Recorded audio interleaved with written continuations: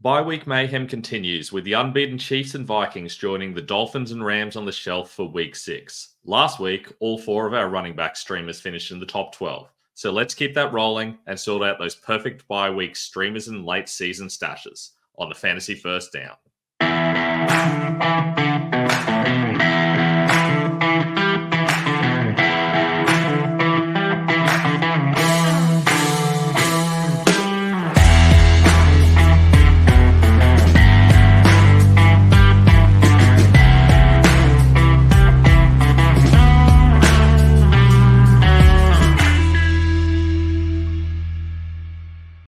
I'm Ben Wasley. Welcome to the Fantasy First Down. And hey, you've been playing fantasy football long enough to know you have to start your studs. But today we're going to talk about those streamers that are going to be right on the edge of your bench, and you've got to make those right calls to make sure you win those tight matchups. Hopefully you've had a good start to the season. If you haven't, hey, we're here to help turn it around with some great latest stashes as well.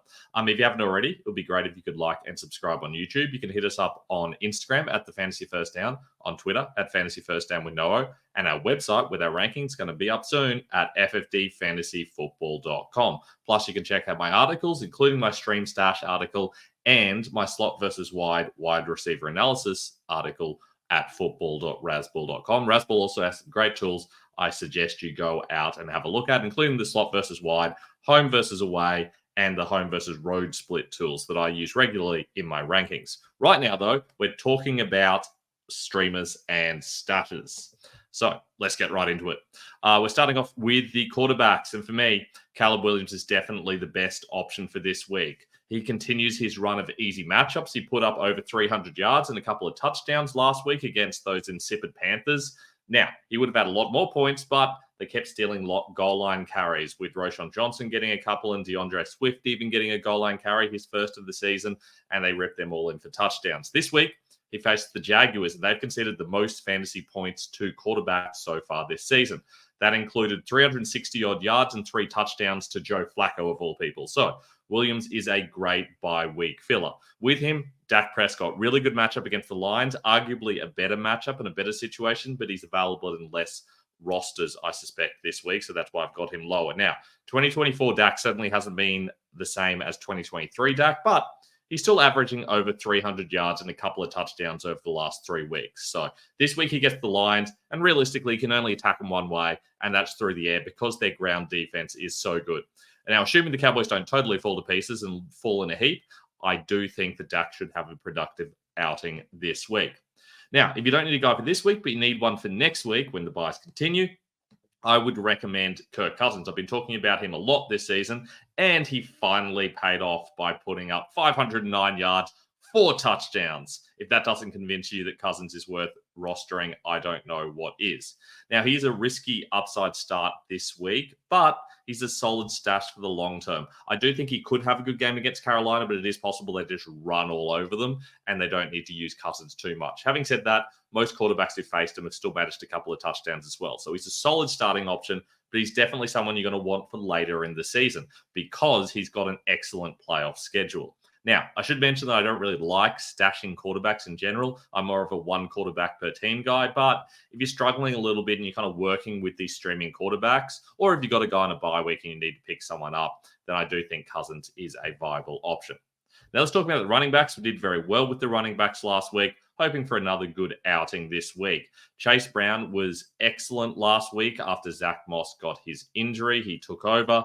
Moss has what seems to be a pretty minor high ankle sprain. Maybe by the time I post this, I'm recording this a day in advance, I will know more about that. But I do expect Brown gets the start and Moss is probably out a week or two. The Giants aren't the greatest running matchup, but Brown should absolutely dominate the touches. So if you need a guy for this week, I think he is probably your safest option. Admittedly, he's not doing a lot of pass blocking, and that is going to hurt the receiving work because a lot of the time on those passing downs, they want a guy who they have the option of bringing in to block. That means we'll probably see a whole lot more of Travion Williams because it's mostly been Zach Moss doing that role so far this season. That kind of means Brown's more of a low-end running back too, but in a situation where you're playing non-PPR or half PPR, he certainly rises up a little bit more. Now, meanwhile, the transition is happening in Jacksonville. Tank Bigsby has slowly but surely been taking touches away from Travis Etienne, and this week, well, in week 5. He finally outtouched and outsnaps last season's running back 2 in PPR, I believe. Now, it'll probably be a committee for now, but this week Jacksonville faces Chicago, and we saw how well Chuba Hubbard did against them last week, even as they were getting shellacked. So you can definitely run against Chicago. In fact, it's really the only way to attack them. So I do think we'll see a lot of Bigsby and Etienne. So that means that Bigsby is a solid start and Etienne's still a viable option. They're both very low in running back 2s for me, but I do also like getting Bigsby on my roster. In fact, I've talked about Bigsby as a stash for ages. He's been a guy I've been suggesting you get on your bench because he was always going to have that upside. That became evident during the preseason when it became clear he was the clear number 2. And he has proven to be just that. In fact, he's turning into the number 1. So I would like the idea of getting him on my bench. And if I needed to, I'm going to start him in some leagues. In fact, I do need to in some leagues. Tyrone Tracy Jr. Look, I don't feel great about him this week, but I am committed to giving you 3 running back streamers each week. And Tracy's the next guy on my list, I think, in my rankings that I'd be willing to start. It's a tough one. He was the clear lead back over Eric Gray. He got that touchdown. I mean, to be fair, Gray was getting an inconvenient number of touches, especially on passing downs, but assuming Devin Singletary is out, and that's not guaranteed at the time of recording, it's hard to know exactly how good to feel about Tracy. But when your options are like Tyrone Tracy, Trey Sermon in a really tough matchup, or alternatively Cam Akers in a tough situation where he's getting less touches than a good Buale, I feel like you kind of have to go with Tracy. So he's my number 3 on this list, but I feel a lot better about the other 2. And I'll certainly be starting with your more reliable guys over Tracy. Now, my favorite running back stash, well, that's Rico Dowdle. Rico Dowdle has been someone I've talked about all season. I've had him on multiple of my videos in this section, and I'm going to go there again. He's always, for me, been the obvious guy who's going to take over. You didn't really think Ezekiel Elliott was going to be their lead back all season, did you? That's crazy. So for me, there is a temptation to start him this week after his big week 5, but they're facing the Lions. And I already talked about how good they are on the ground. It's going to be very hard for Dowdle to be productive. He's going to need some passing value here. And I don't think that's a guarantee in this situation. So I do think you'll see a little bit of Zeke if they do need to pass the ball a lot. Dowdle's going to be doing most of the running, but you can't trust him to be out there on all the passing downs. I think there's going to be a lot of passing downs. So Dowdle's someone I would rather stash this week and then play in the future. Now, every week I also like to talk about my favorite handcuffs, and I've been doing this for a while. Here's a couple of handcuffs I've mentioned earlier in the season and in the preseason, just to give you an idea of how valuable it is having handcuffs. Bucky Irving, now arguably a running back 2 in the lead in Tampa Bay. Tank Bigsby, we talked about earlier. Chase Brown, I talked about earlier. Ty Chandler could easily be the starter this week if Aaron Jones is out. Antonio Gibson, who got the start last week. Tyrone Tracy, one of our streamers this week. J.J. Dobbins, everyone wants him at the moment. Trey Sermon, who was in the top 5 running backs last week. If that list doesn't convince you to roster backup running backs, what will? Don't wait till someone gets injured. Just get those guys in there early because they're going to be productive at some stage this season, because over 50% of running backs will miss at least 2 games during the season. So who are my top handcuffs at the moment? Well, Braylon Allen remains at the top of the list, and he's been borderline startable at times this season. He's going to be a lot harder to roster now. You should have listened to me in the preseason when I was hyping him up as my favorite handcuff. Zach Charbonnet's obviously been useful earlier in the season as well. People will have started dropping him because Kenneth Walker's come back, but his value's still there. Tyler Algier is another one I really like. He's getting plenty of touches at the moment. That's not why you want him, though. If Bijan Robinson goes down, he's going to be very valuable. Ray Davis, same thing behind James Cook. You can definitely use him if Cook goes down. Emmanuel Wilson's been getting a lot of touches behind Josh Jacobs. If Jacobs gets an injury, I believe it's going to be Wilson, although Marshawn Lloyd does make that a little bit messy. Same thing with Roschon Johnson. He's been getting a lot of touches, especially goal line and receiving touches from DeAndre Swift. He's kind of like a optional bye-week filler, though not so much this week. And I do think he has a lot of upside if something happens to DeAndre Swift. But I do think even if Swift goes down, we will see a little bit of Khalil Herbert, which will be inconvenient. Justice Hill has had some big weeks, especially when they've had to run the ball a lot and they want to rest Henry, or when they're trailing in games and they want to use their receiving back. So Hill's got natural value there, but I think even if something happens to Derrick Henry, then suddenly Justice Hill becomes a real guy that you can start and feel pretty good about as like a running back 2 style player. The reason he's not higher on my list is because Keaton Mitchell should be back at some time in the season. And I do think if something significant happens to Henry, they'll bring in a proper back because I don't think they're going to rely on Hill to play on every down. Jamal Williams is the final one on my list. He's obviously got Kendre Miller hanging around. I do think Williams is clearly ahead of Miller, but I think it will be a bit of a committee if something happens to Alvin Kamara, which means he lacks the upside of the earlier guys on that list. Let's talk about wide receivers next. And look, I've talked about this guy a lot. Wan'Dale Robinson. He's a guy that you just need to get in your lineup, especially if Malik Neighbors is out this week, which is very possible. He'll be a high volume PPR guy. So many targets so far this season. I'd be expecting another 10 or so this week. Bengals aren't the greatest matchup, but realistically, he seems to be the number one target in this team, along with Neighbors when Neighbors is healthy. He's just such a reliable option. Even though Slayton had a big week last week, Robinson still produced as well. It just seems to produce every week because he gets so many targets, and Daniel Jones loves a check down, and he doesn't have Saquon Barkley there anymore. So a lot of Wan'Dale Robinson, and I expect that will continue into the future. So he's someone I definitely want on my roster.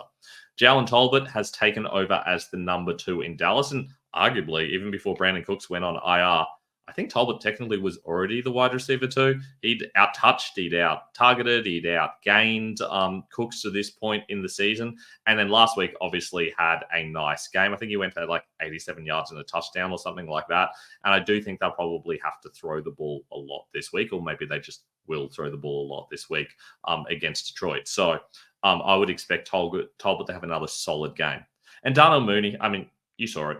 16 targets, 105 yards, 2 touchdowns, great game. He's been looking good all season. He was someone I liked along with Ray McLeod in the preseason. I always thought this was going to head towards a Rams-style offense, and that's exactly what's happened. And they're starting to look good now that they're getting some easier matchups. There aren't many easier matchups than the Panthers. The only risk, what if they don't need to pass the ball? I do think that's possible. It's not exactly difficult to move the ball on the ground against the Panthers, and they have 2 good running backs. So they might decide to ease back on the passing this week after going for over 500 yards last week. That's why he's lower than Robinson and Tolbert, but realistically, still a great starting option. Now, meanwhile, stashes, guys you should be putting on your bench for the future. I mean, obviously, you're not starting Juju Smith-Schuster, but I'm guessing there would have been quite the fab fight for him on waivers. If you're in a shallower league, though, he might still be out there. He's someone to be picking up just to see what happens. He looks like he's Patrick Mahomes' new favorite target. Of course, he was a couple of seasons ago. Now he's back. They've got a bye this week, which is inconvenient because you have to wait 2 weeks to see if it's legit. But I do think the performance was good enough that he's worth picking up and having a go with. Jalen Polk is someone that I'm feeling a bit better about now that it seems that Drake May is going to start. I don't feel better about Drake May starting. That's crazy for them. Realistically, he's going to get massacred behind that terrible O-line. They don't have the passing core. Realistically, Polk is probably their best receiver, and he's a early second round rookie. He amazingly played 100% of their offensive snaps last week, which is kind of crazy. Not many players do that at all. So it's weird that they did that, especially when they were cycling the other guys so much. But with no KJ Osborne, they're not really using Tyquan Thornton. It really was a whole lot of Polk, and then it was a Kayshon Boutte opposite with Kendrick Bourne. I think Bourne will establish himself a little bit more as the season goes on and he gets healthier because he's coming back from a serious injury, and that will only hurt Polk's production. But if Polk can produce well with May and has that sort of chemistry because they're both rookies, then potentially we see something from him, and he is someone you should consider in a deeper league, definitely in a dynasty league, but also in a deeper league. And finally, a real deep league guy. I do like to throw in the occasional guy that's available in way deeper leagues. Look, we don't know what's happening with Nico Collins, but realistically, it does seem like Xavier Hutchinson is his clear backup. They seem to do things by positions. So, for example, Tank Dell was backed up by Robert Woods because they're the slot guys. It seems like Xavier Hutchinson is the X receiver who takes over from Collins. I suspect probably if there was, sorry, I said Tank Dell's the slot guy. He's not the out wide guy. It's Stephon Diggs in the slot. But we've seen Woods come in for one of those roles. John Mechie would probably come in for the other one. But Hutchinson does seem to be the ex-receiver guy. So that means if Collins is out, you're going to see a fair bit of Hutchinson. In fact, at times he was getting snaps ahead of Dell because of how they use those roles. So he's got a little bit of upside over the next couple of weeks. If you're in a really deep league, he's someone you can consider just having a look at. Maybe he has a good game and then you can either sell him or just hold on to him for situations where there's an injury. Tight end streamers, what a mess this has been. I'm just having a terrible season for tight ends. Looked at the Fantasy Pro rankings the other day. I think I'm top 10 in quarterbacks and wide receivers and top 30 odd in running backs. I'm 170th or something like that in tight ends. It's just been a bad season for me in tight ends. I can't work it out. I can't work out what the Bears are doing with their tight ends either. They started with Gerald Everett being the starter, and now Cole Kmet is all of a sudden just the main guy. He's getting all of the snaps. He seems to be someone that you can rely on, but they've also got 3 good wide receivers with Keenan Allen back. All of a sudden, Komet's going to get less targets. He had that one boom week 3 game, but against the Jaguars, you just got to feel like there's so many points available that maybe you can just go with Komet in this shootout. And I feel like he's a guy that I will probably start in a couple of leagues because there are so few good tight ends available, especially with Travis Kelce on bye, for example, other players injured. Hopefully Evan Ingram's back this week. Hopefully David Njoku's healthy, but it does seem like he's been injured again. So it's a tough one, but I do feel like Komet's someone you kind of have to start at the moment. Isaiah Likely had that 3-touch game, but he turned 2 of them into touchdowns. Normally, I wouldn't be interested in him at all because there's because of how they're using their tight ends. It's a bit of a mess. Charlie Collar's coming in to be inconvenient. Mark Andrews isn't being used properly, but is at least being used in games that are close where they're either behind or close. They're taking on the Commanders.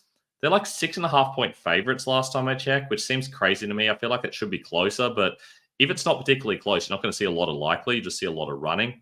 But you can definitely pass on the Commanders, and you can pass on their slot guys, which would essentially be Likely. So I do feel like he has a little bit of upside. It definitely has touchdown upside, but you really are hoping for that touchdown. If you don't get that, you're not going to get much. That's true of a lot of tight ends, though, so it's not like it's putting him behind any other guys who are in that same situation. Seen a lot of people talking about Tyler Conklin. That was just a really good matchup. I don't think you're going to see a lot of Conklin in the coming weeks, so don't go out of your way to get him. My stash is actually a little bit different and unexpected. It's Eric Hall Jr. Here's my thinking here, and it is a deeper guy, but there are a lot of people who are pretty desperate for tight ends. So if you're in like a 14-team league or more, or in a dynasty league, Hall's definitely someone to have a look at.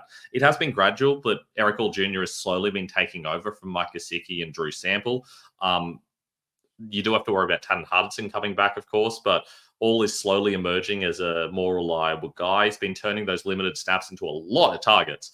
He's been targeted on 27.4% of his routes since week 2. Now, it's on a very small sample size, but if he can get up towards that 430 route threshold, then you're talking about an absolute league winner. And I'm not going to say that's going to happen. It's unlikely he'll keep that efficiency. It's unlikely he'll get up towards 30 routes. But if either of those things happens, if Gesicki gets injured or just gets benched, even though he's been playing pretty well, then all of a sudden, you've got this possibility. Definitely don't go all in, pun intended, but you can take a little punt on the Bengals rookie. I think he's going to be good long term, and I think he could be solid later on in the season. Let's talk kickers very briefly. If you didn't watch my my waiver wire article, these are my kickers for the week. Chase McLaughlin obviously picked him last week. He was fantastic. Now he takes on the Saints. Took on the Falcons last week. They have considered the most points to kickers. The Saints have considered the second most points to kickers. So what a run for Chase McLaughlin. He's perfect 10 from 10 for field goals, although he has missed an extra point. But he's also 5 from 5 from outside 50 yards, which is really impressive. So he's a good option. I do like this matchup here. I think it could be a situation where we see plenty of field goals for the Bucs because the Saints defense is kind of good enough to stop a lot of touchdowns, but you're still going to get drives going, and I don't think the Saints offense is going to be able to do much with the ball. So I do like McLaughlin in this matchup. Normally, I go for the guy who is taking on the Falcons or Panthers, but they're taking on each other this week, and I just don't like that situation. Young Hoku is owned in a lot of leagues, so I couldn't include him as a streamer because you're not going to be able to go out and get him. And I don't want the Panthers kick. I don't want Eddie Pinheiro. He had some good times last season, but it's not going to happen here. So instead, I've gone Chris Boswell. Boswell had that one big game. He takes on the Raiders. I feel like this could be a kickathon. So I do like the idea of using Boswell here. He is the K5 on the season, so it is a good matchup. Like the idea of using Boswell. And finally, DSTs. I talked about going well on Fantasy Pros in wide receivers and quarterbacks. Currently, the number 1 ranked DST ranker on Fantasy Pros. I don't know how that happened. That's never been my strength, but apparently having a good DST ranking season. So hoping to keep that going. The Eagles are my number 2 team. The Steelers are number 1, without a doubt, but they're pretty heavily owned. So I've gone with the Eagles instead, taking on the Browns, who've just been terrible. I do think we're going to see some production out of the Eagles here. It's not the greatest matchup. There's no other teams I really love outside the Steelers, but I do think the Eagles get the matchup. They're a solid DST team. It would be nice if they had Hassan Reddick still there, but of course he's out there not doing anything for the Jets. Not that their coaches are doing anything at the moment either. And finally, the Houston Texans, they're taking on the Patriots. Obviously, it's the Patriots with Drake May probably instead of Jacoby Brissett, and that could mean anything. That could mean they're suddenly a lot better because they've got the new quarterback and they're playing for him. They want it to go well. It could mean they run the ball a lot because they don't want to use Drake May much. Or it could mean that Drake May sucks and throws 4 to 5 interceptions. All of those things are possible. I am banking on the last one. I'm banking on Drake May not being very good in his first week behind that terrible O-line. They can't move the ball very well. The Texans can stop the run, and I'm hoping they do because that means they will force the throw, and then we'll get a whole lot of turnovers and sacks. So I do think that's possible. Texans haven't been great as a DST this season, but I do feel like they've got the upside. They've certainly got great edge rushes, so they should be able to get to the quarterback. We'll just have to wait and see what happens. And that's all we've got for this week's Streamers and Stashes.